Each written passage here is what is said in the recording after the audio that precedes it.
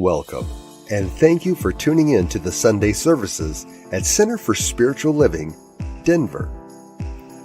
We are a loving and prospering community in the heart of Denver and online. We now conduct hybrid services at the historic Grant Avenue Community Center and Sacred Place, located at 216 South Grant Street, Denver, Colorado.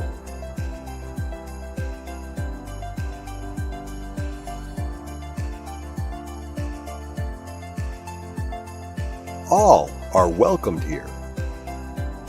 A place, space, and face of love. We are a spiritual community practicing universal principles that enrich our lives. We are grateful that you have blessed us with your presence. While online, we'd love to know you're watching with us. Feel free to leave a comment and let everyone appreciate you. With everything going on, life can feel overwhelming. CSL Denver wants you to know we are here for you. Please know that our practitioners are available for personal prayer work.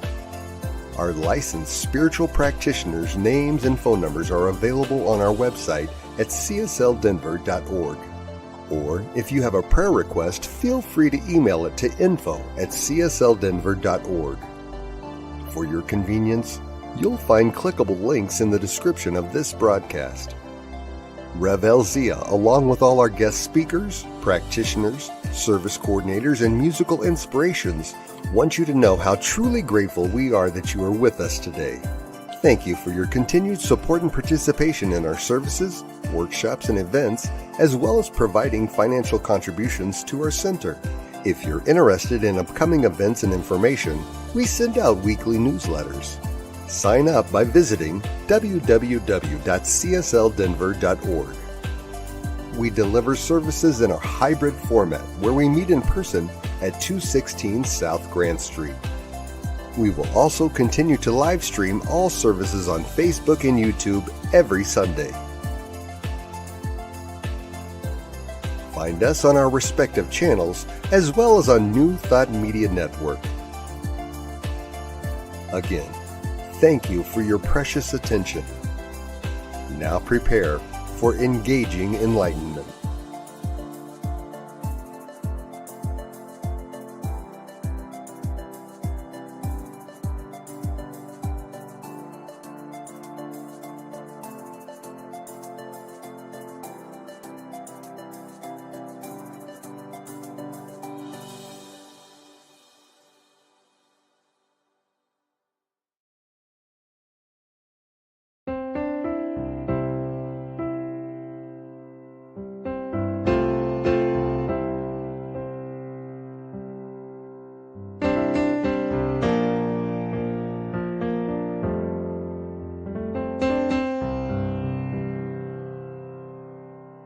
There is a garden where dreams come true, a beautiful garden where God's grace blooms. There is a garden where everything grows, a beautiful garden where love is sown. And in this place of light and love, you can have anything that you're dreaming of. There is a garden where dreams come true, a beautiful garden. That garden is you.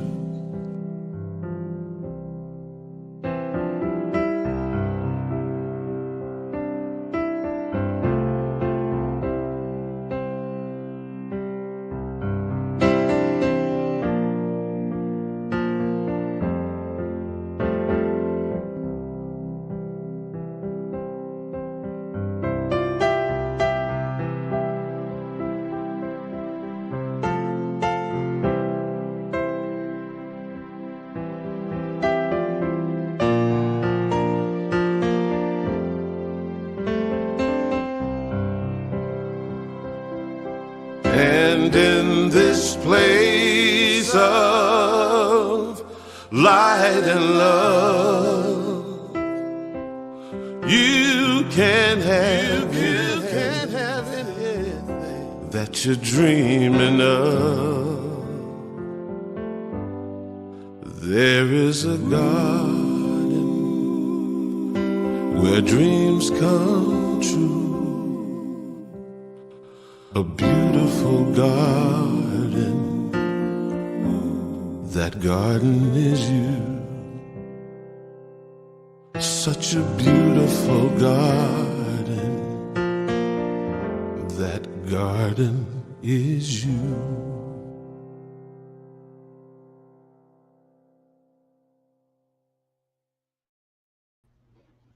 Good morning, everybody. Welcome. Good morning.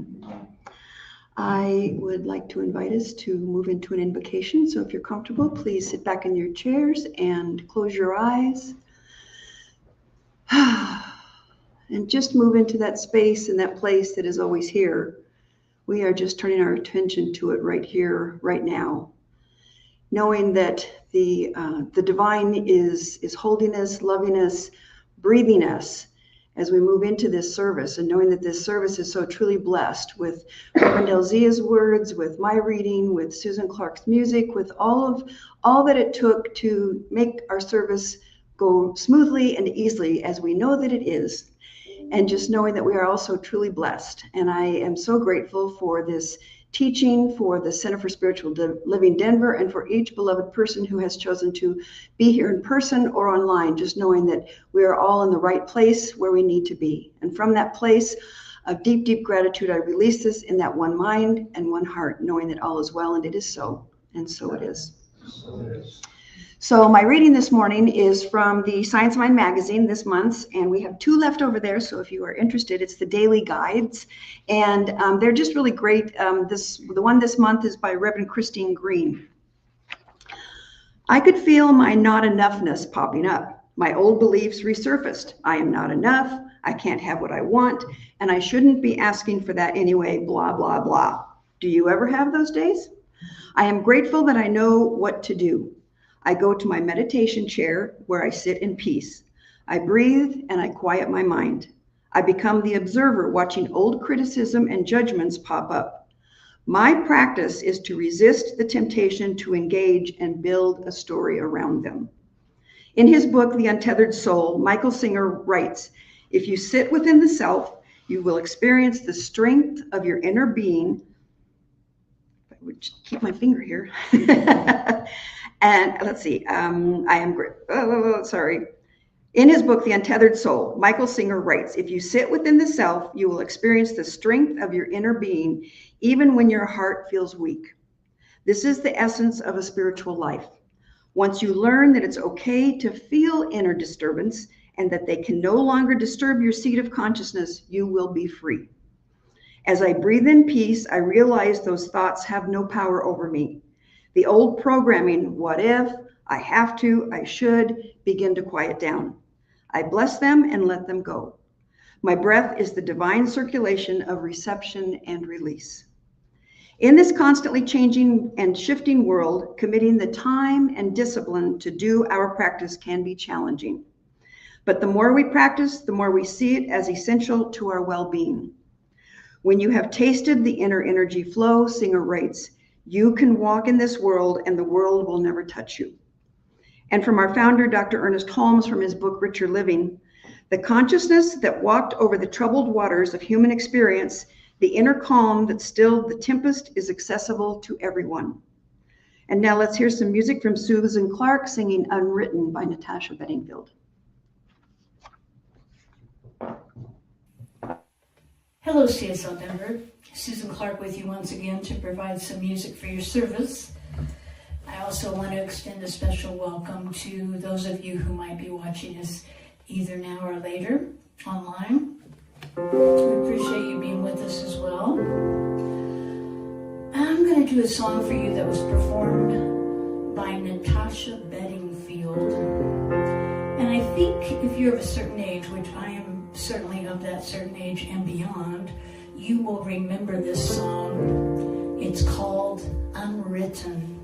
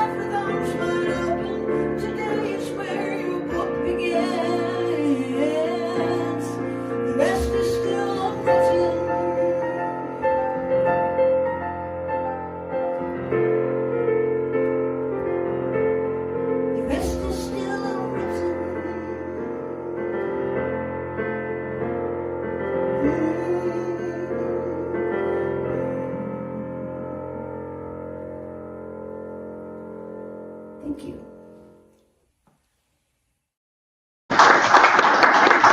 Good morning, good morning, good morning, and welcome to CSL Denver, a place, a space, and a face of love, a spiritual community teaching ancient wisdom and utilizing principles that empower our life and the lives of others. We're so grateful that you're here today as we continue our monthly theme of the power of uncertainty. And today, I think we hit the crux of the matter, and that is the power of discernment.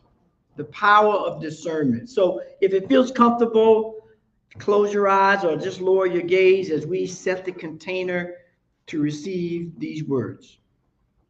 With open hearts and receptive minds, we attune ourselves to the guidance that surrounds us all.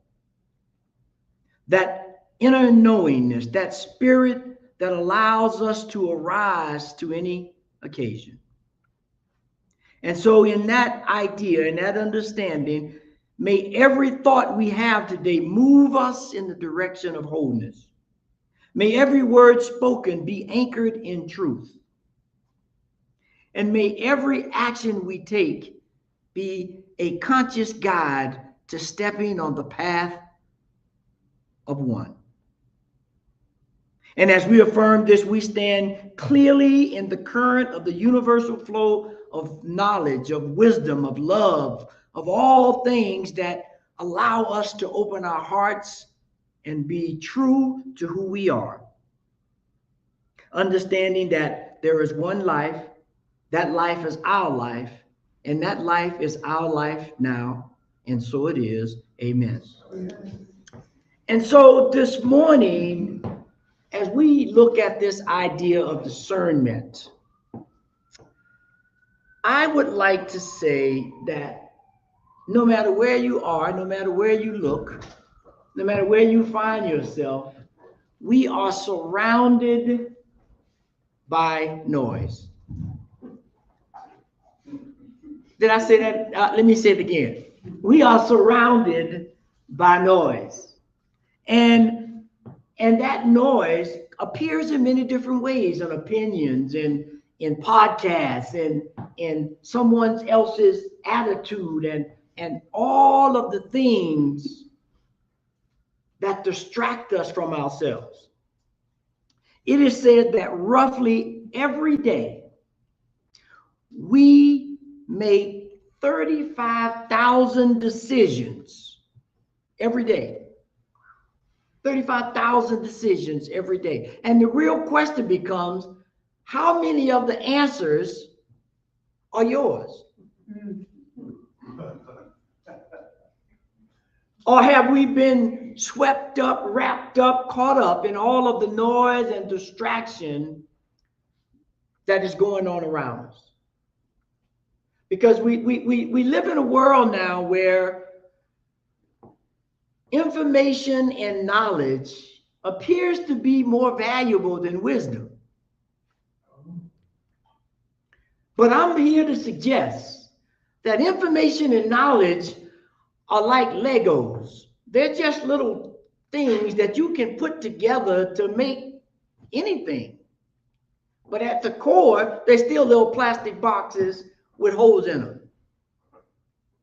But when you look at it from a point of wisdom, now you begin to see the oneness of all the signs and shapes and colors of the Lego, and you are able to create a masterpiece. A masterpiece. And so when we think about the decisions we make every day, I think we need to take a step back and ask the question, when we do, are we doing it from a place of judgment or a place of discernment? Because oftentimes people think that they're synonyms, but they're not. Judgment, when I make a judgment, it is absolutely positively rooted in my own ego, my own prejudice, my own bias. And so I'm judging from that perspective. But when I'm in discernment, now we are on another course altogether. Discernment is this. Discernment is the ability to recognize, grasp, and comprehend what is obscure, what is unseen. And it's based in awareness, intuition, and openness. Now think about that. Awareness, intuition, and openness. Now, the last time you made a judgment, just kind of close your eyes and think in your mind when you made a judgment. Were any of those things present? Were you open? Were you aware of not just your feelings, your thoughts, your idiosyncrasies? And intuition. That's a thing that's dead today almost. Did you lean into your intuition? Because there's the connection between the unseen, the opaque, that cannot be always picked up by our five senses, but it's always available. Always available. And when we have found ourselves leaning into that information, and oftentimes it happens, at least for me, when I'm at wit's end. For me, it's like one or the other. When I'm at wit's end, when I done used all my judgment and it ain't working, or I am just scared out of my wits and I'm like, Lord, I have to surrender.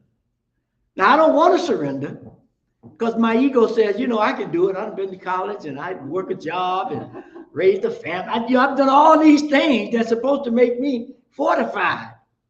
But when we're able to surrender and be open, the intuition drops in. And then it becomes another point where we have to choose between judgment and discernment. Because oftentimes intuition shows up and what we do? We judge it. Oh, that can't be true. That can't happen to me. That happened to somebody else. They always get the prizes. I always get the boo-boo prize. So this intuition thing that's telling me it's going to be all right, just take another step, does not happen unless we are open. Unless we are open. And so if I had to frame what discernment was and the power that it brings, I would say this. Discernment is a spiritual technology, a pattern of listening, a practice of alignment, and a willingness to pause before I move. Now, that's hard in a place where there's none but noise. You are feeling compelled to make a decision to move right now. Even though intuition, awareness, and openness is telling you clear as day, don't you step into that traffic. Even though the car looks like it's not coming or you think you can cross the street, stop, take a pause. And what discernment is not, and this is how we get trapped sometimes. Discernment is not overthinking. It's not fear disguised as caution. I'm going to say that one again because I'm sure everybody got a dose of that fear as caution. We try to be prudent. We try to show how smart we are. Oh, no, I'm just being cautious. But you are scared to death. Ain't got nothing to do with caution. And so when we can figure that out, then we realize that endless collections of opinions and information and waiting for perfect conditions will never happen. Because as soon as you get the bucket full of information, guess what? You already know what I'm going to say. It's done changed. It's changed. And if you're waiting for the perfect day, forget that. Last Wednesday, or 2 Wednesdays ago, we had 8 inches of snow. This past Wednesday, we had 90 degrees. Now, if you're trying to make a judgment based on the Wednesday before, you would have been in big trouble this Wednesday. You'd have had your coat on and your galoshes on, and it would have been a problem. Discernment is a spiritual technology of listening and aligning and being aware of what's going on. It comes sometime when we look at spiritual facility that allows us to distinguish between truth and facts. Truth and facts. A little different. Because facts will tell me that the Legos is a Harry Potter castle or whatever someone has been able to create in their mind. But the truth of the matter is, if I got a box of Legos, there are infinite possibilities within that box. It's not Harry Potter's house or castle or school or whatever it is. There's infinite possibilities. So I have to lean on the truth that we live in a world where the divine creative mind of God says there are infinite possibilities available to you, and they're available to you right now. Not tomorrow, not last week, not 10 years from now. They are available to you right now, but you have to be in a discerning mind, not judging by all of the things that's going on around you, all of the noise that's being made, and lose your way. And lose your way. I'll teach it by Dr. Ernest Holmes says this: our spiritual teaching states that there is one mind, and that is the mind, and that mind is available to us in intuition, guidance, and spiritual knowing.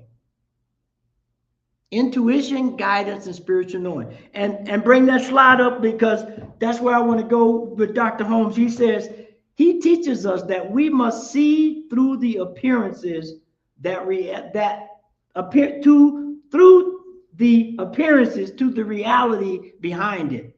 Discernment is the capacity to look beyond conditions and perceive principle. Perceive principle. One of the things that we stand on is principle. And of course, one of my favorite ideas of principle to lean into this discernment where we have infinite possibilities is the principle of electricity. Electricity is essential, but we can get it in many different ways. Solar, thermal, hydro, turbo, fossil fuel, solar. I mean, there are many different ways to achieve the principle of electricity. All of them have some things in common, but each one has its own individual, unique discernment of what it needs to have in place to create that electricity. The same is true with each one of us in our lives. If we can live on principle,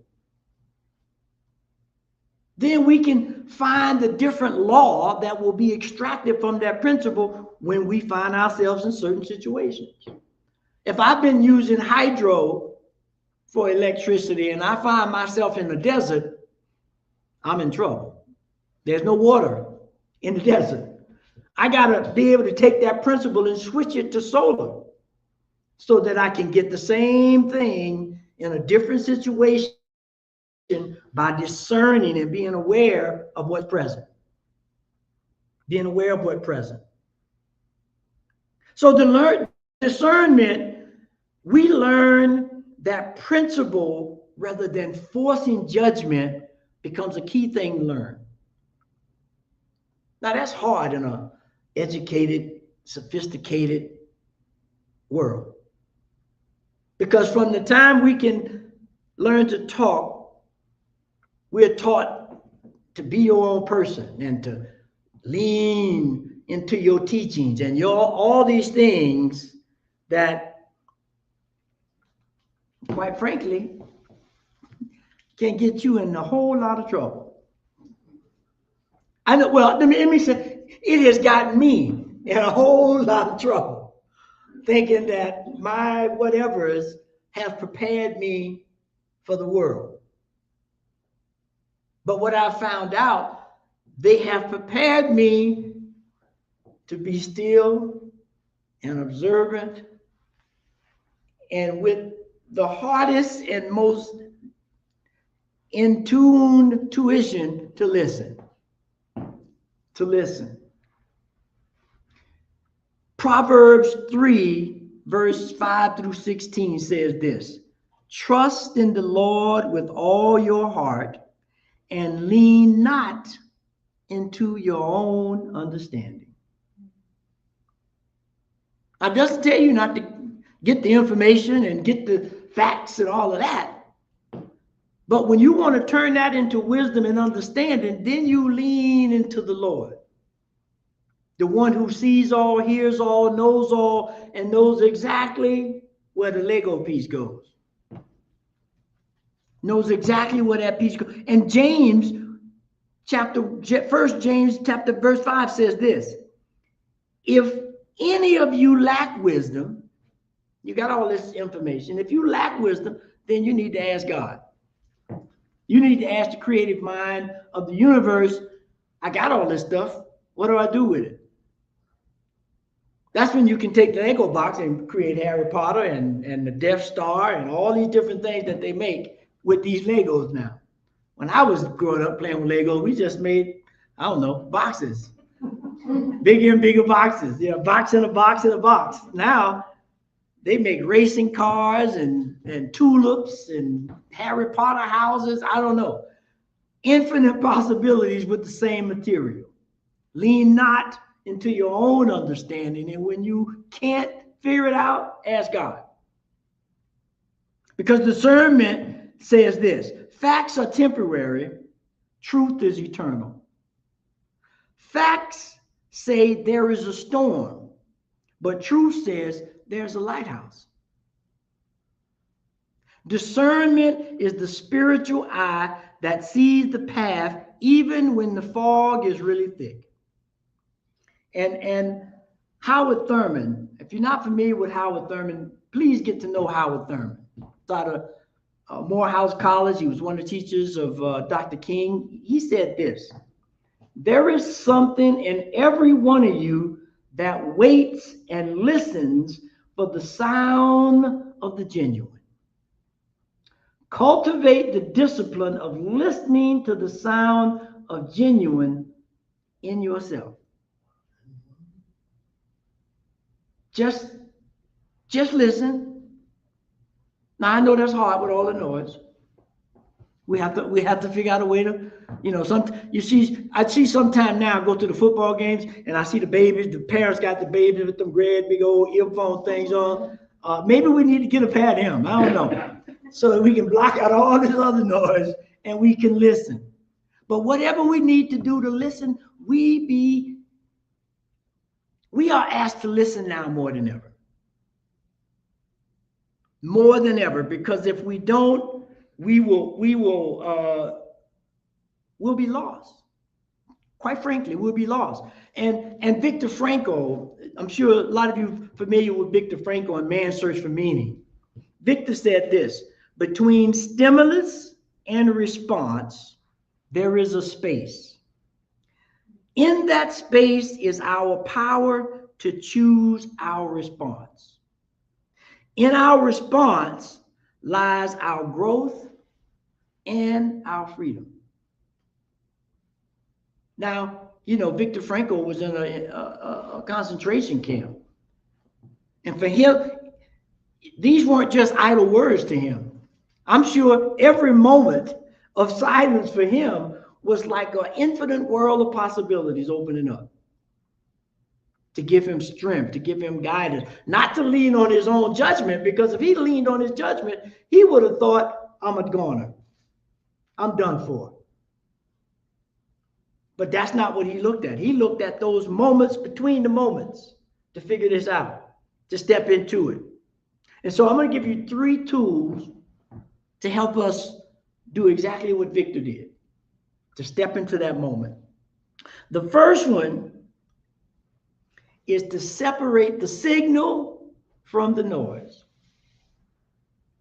Separate the signal from the noise. There is always, they say, that clarion call from the divine. Just a little, you ever go to a meditation, they got the little bell and it goes ding. And it sounds kind of loud at first, but then it reverberates out. But even there's that little hinge, that little vibration that keeps going.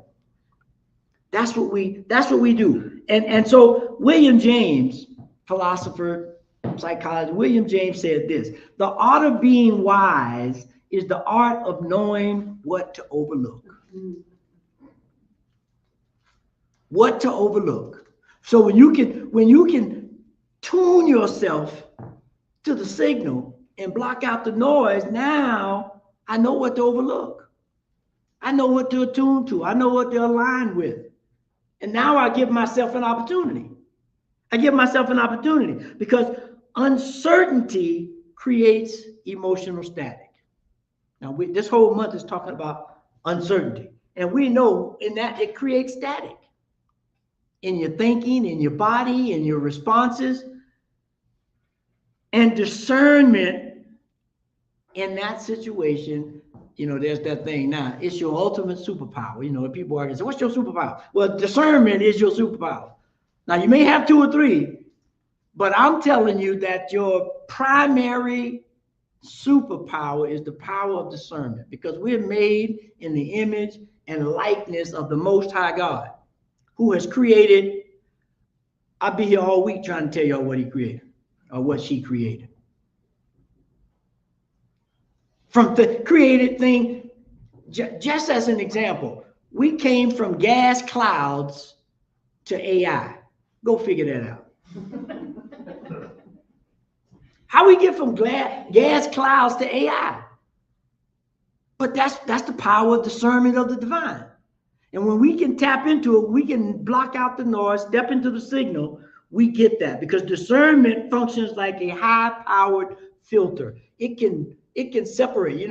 Right now, a big thing is getting you a good water filter, right?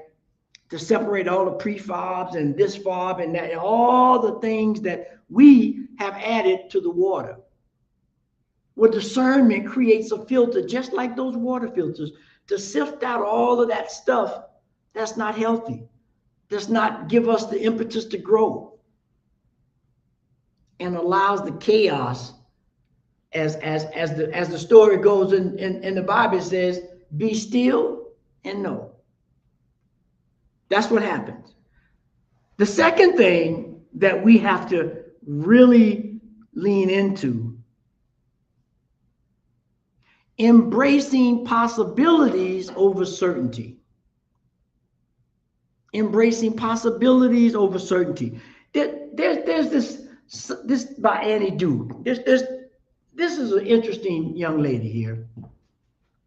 She says, we must learn to look at the world not as a done deal, but as a series of probabilities.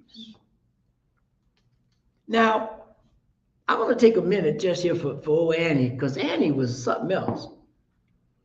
Annie grew up in Concord, Massachusetts. She went to Columbia University. She got a degree in English and psychology. She was working towards her PhD in cognitive linguistics. Say that real fast and try to figure that out. And 1 month before her defense of her dissertation, she quit. She quit. And know what she did? She became a professional poker player. She became a professional poker player and won the coveted poker player bracelet, and I don't know, won $2-3 million. Discernment. She, after all that, now if any of you have even ever thought about getting a PhD, or even a thesis from a school, a master's from a school that requires you to get a thesis that kind of preps you for that further work, it takes a lot of effort and energy and numbers and all of that to get that PhD. And to get there, but 1 month before the defense, that means you've done all the research, you've done all the writing, and you just prepping. What kind of discernment must she have had to walk away from that, to go play poker, and then become a world champion in poker, and then in 2022, go back and finish that PhD? Go back and finish that PAT. Discernment. Not looking at judgment about what they're going to say. I've spent all this money. Everybody going to talk. Yada, yada, yada, yada, yada, yada. She leaned into her own discernment and intuition and said, I'm out. And most people probably looked at her and said, she has lost her mind. She's at Columbia, very expensive school. She's been there to go through a PhD and a master's. That means she's been there probably 6 at the very, very, very, very, very minimum, but more likely 8 to 10 years doing this. And she just walked away. She walked away. But what she knew was this. She was not looking for a 100% guarantee in a certain world. She was calculating the probabilities and the possibilities of what could be. And she walked. She took the step. She took the step. She became immersed in the game of poker, open, listening to the intuition, and most importantly, she began to be aware of her poker players. You know, if you play poker, or if you've seen any of these, you see everybody got a poker tail, right? They got a tail when they got a good hand or when they got a bad hand. Now, if I'm trying to judge that, that might be a problem. But if I'm leaning on discernment, I know every time he get a good hand, he scratches his eyebrow. Because I've seen him and I've watched him over time and I've watched the pattern and I've said, ooh, I'm going to fold right now because I know he got something. He's scratching that eye. But now when he ain't got nothing, he rubs his chin. So I'm going all in. I'm pushing all the chips in. That's how we got to be about life.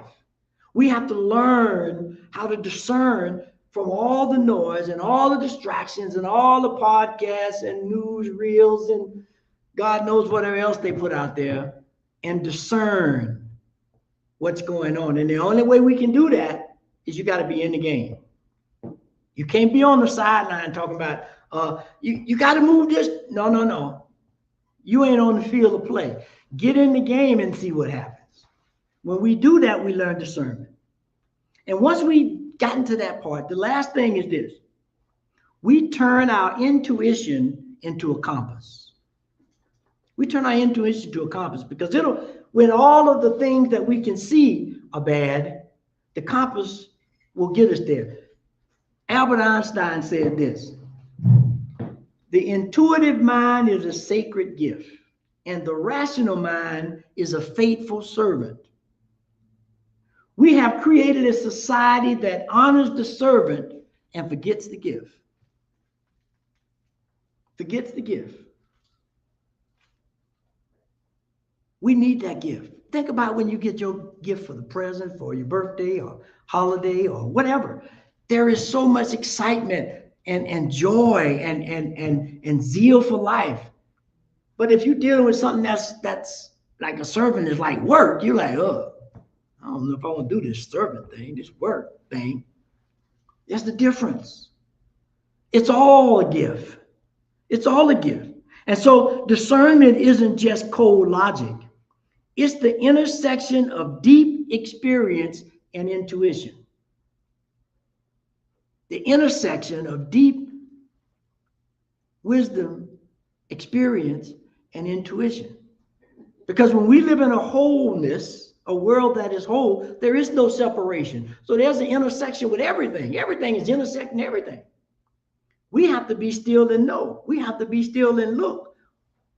And then the answer becomes clear. It's a willingness to show up and be seen when you can't control the outcome is what makes you step into that moment. When you can't control the outcome. I want to end with this story. This is a true story. And some of you may know it. It's about the race to the South Pole. The race to the South Pole. And this was back in like 1911, 1910. And I want to get the names wrong. There was Ronald Amundsen and Robert Falcon Scott. They were racing to the South Pole. And Scott had all of the newfangled things for 1911 to take his crew to the South Pole.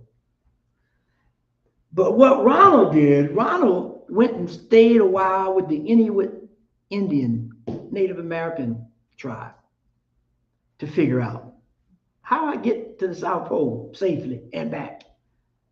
And they told him, got to get you some good dogs, get you a good sled. You don't go more than 20 miles a day, regardless of the weather, good weather, bad weather. You go 20 miles a day and you'll get there safely. Whereas Scott had all the new things and he was not disciplined. He didn't have a pattern. And so they both got to the South Pole, but only Ronald and his crew came back. Scott and his crew was not as successful coming back. And what it is, Scott relied heavily on unproven technology, motorized ski sleds, but the wisdom of the people who lived in that area, who understood the patterns, who knew the intricate parts of how to live in that environment, said he can have all the information and facts he wants. This wisdom will get you there and back. And so this lesson reminds us, it didn't eliminate the uncertainty of going there and back, because anything could happen. But what it did do, it allowed him to use his discernment to filter out how to navigate the waters, or the ice waters, if you will. And so when we are able to do that, to filter out the noise, don't force things, lean into our intuition, find the alignment and flow with it, we're able to take our team anywhere and back safely. And so uncertainty is a permanent feature in the human condition. It is not going away. But as we walk out of here today, remember Ronald Edmondson, do not wait for the weather to be perfectly clear before you take your task. Refine your vision, filter out the noise, trust your preparation, and let your discernment be your compass that guides you through the fog and back home again safely. And so it is. Let us pray.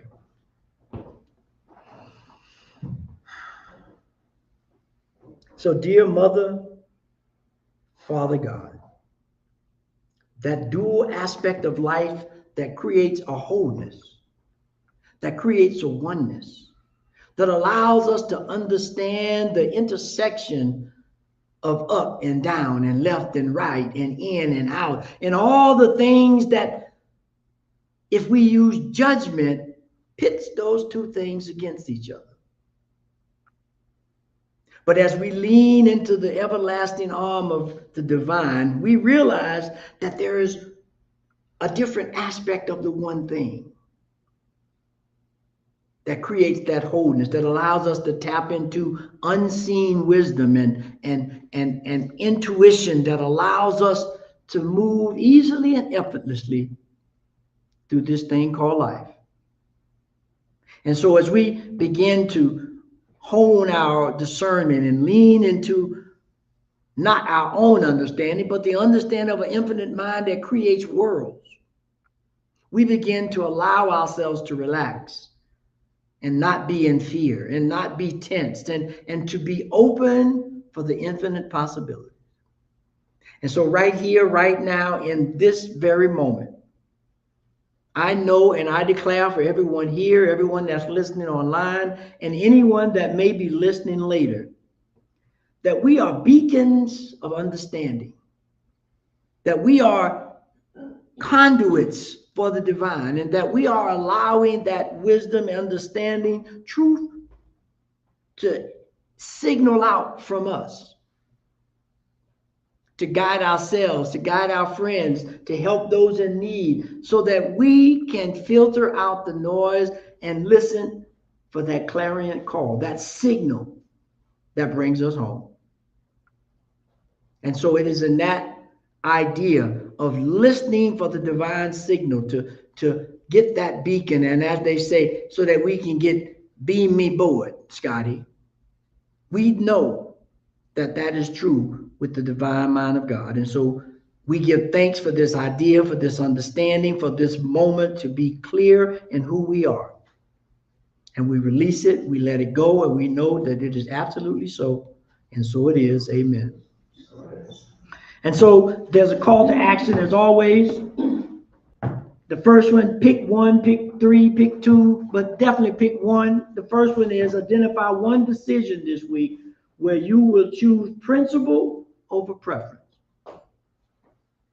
The second one, each day this week, take one moment of stillness and truly listen, then write down what you hear. The third one, each day this week, as you go through your day making decisions, ask yourself, am I acting from truth or fear? And what is the universal principle beneath this situation? Pick one, pick all, but do pick something, because we have to practice this. We have to look for the patterns. And so the affirmation to hone this in for the week is, I listen beneath the noise of the world, and I am guided by infinite wisdom. And so it is. And so we want to thank you for being here today. It is now that time of sacred giving. And we appreciate all that you give, whether it's in your time, treasure, or talents. And there are many different ways to give. You can go to the website and hit the donate button. You can text to give. You can give in the center, or you can send an old-fashioned money order or check to the P.O. box. But however you do, please give. And if it feels comfortable, we repeat our affirmation. Place your hand over your heart to anchor this idea of law of circulation, if you will. This perfect gift is spirit informed, circulating and blessing all that it touches. Freely I give and joyously I receive, and so it is. Amen. And so now Alice is going to come and give us some announcements, and we thank you. Thank you, Reverend Elzia. Great talk. Trust my discernment more this week. We still have a couple of our May-June Science Mind magazines. They are, it's a bi-monthly magazine, and it's $10. And we've also got a bunch of free ones. So if you want to just see what, they've got some wonderful articles in there. And then they have daily guides, which are really nice if you just want a nice thing to, something to kind of get you centered starting off each day, or even in the evening. So help yourself. We've got some articles and prayer request forms. If you have a prayer that you need to have, that you want some support with, then you can fill out a prayer request form, and we'll be there for you. Today, right after service, we're having our Divine Dialogue, which is where we have some refreshments, and then we circle up the chairs and we have a discussion. We were going to be talking about prosperity today, but Bob is in the hospital, so we can talk about prosperity or discernment or whatever we want to talk about. And next week is our community cafe. The fourth Sunday of every month, we have, we keep the table set up, we bring in food to share, and this coming next week is Teresa is going to be doing hers on The Gods Are Crazy, the transformative language of archetypes and symbols. So that promises to just be a really great time. Teresa always has such a wonderful way with her workshops. Let's see. So it's like she'll blend Jungian archetypes and symbols through a modern fairy tale, which will enable our participants to recognize and identify symbols and archetypes within the story to explore unconscious patterns, self-awareness, and personal growth. And like I said, we meet every fourth Sunday, and we don't have a talk. We just have our, like I said, we bring food and share and have a wonderful community experience. So please join us, and it will not be recorded. So it's, you know, it's live and in person. Let's see. And our Curiosity Corner, we have some new books and some mandala coloring books and stuff like that. Over at this side is our regular community or Curiosity Corner, and over here is our bargain basement. Everything over here is $1. Everything there, they've got some prices with books and stuff like that. So please take a look at that. And we are so blessed to have New Thought Media Network and Diego as our Sunday service producer. We invite you to go to www.ntmedia.org and check out what they have. There's something for everyone. And we are so truly blessed by everyone who has chosen to support CSL Denver by showing up on Sundays or watching our services online. We know that as we move through the rest of the year, the Divine Beloved is guiding and loving each and every one of us. Thank you for joining us, and let's close out with Karen Drucker singing I'm So Grateful. Hey, I'm so grateful